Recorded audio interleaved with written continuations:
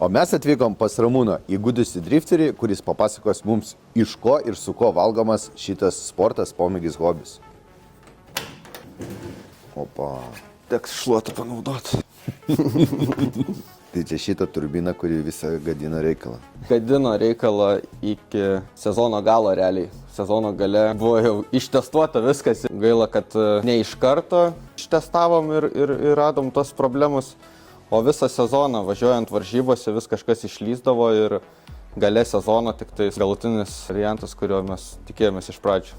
Visada žavėjausi automobilio sportu. Pasakyk tu man, kiek iš tikrųjų reikia pinigų šitam dalykui.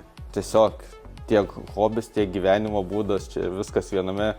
Realiai tai gyveni šituo. Sakykime, aš asmeniškai dabar be drifto, tai neįsivaizduoju savęs. Išvažiuoji tam savaitgaliui ir nusiresetini. Aš išvažiuoju padriftinti ir viskas. O kas liečia pinigus, tai tikrai yra dideli pinigai. Turiu nemažą draugų ratą, kurie padeda tiek su detalėm, tiek su darbais. Šiek tiek yra lengviau.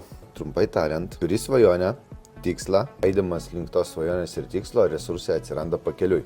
Ką apie tai kalba tavo šeima?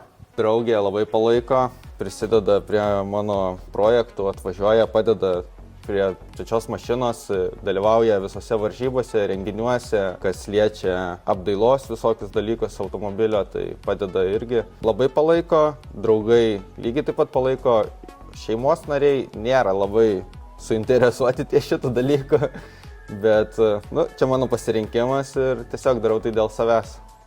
Viršuje stovi dar vienas automobilis ir iš važiuoklės elemento aš matau, kad jis kažkoks yra tavo naujas projektas.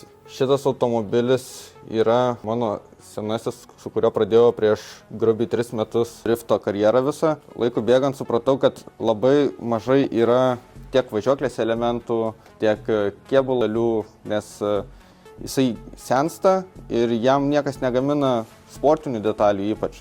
Tai čionais yra sekantis modelis W203, kėbulė, Mersas irgi.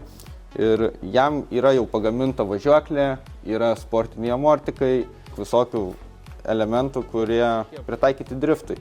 Tai tiesiog ką reikėdavo čionais gamintis pačiam arba prašyti draugų pagalbos, kad pagamintų, tai čia tiesiog nusiperki, įdedi ir važiuoji, žymiai paprasčiau viską. Noriu padaryti dar konkurencingesnę mašiną ir važiuoti su ją.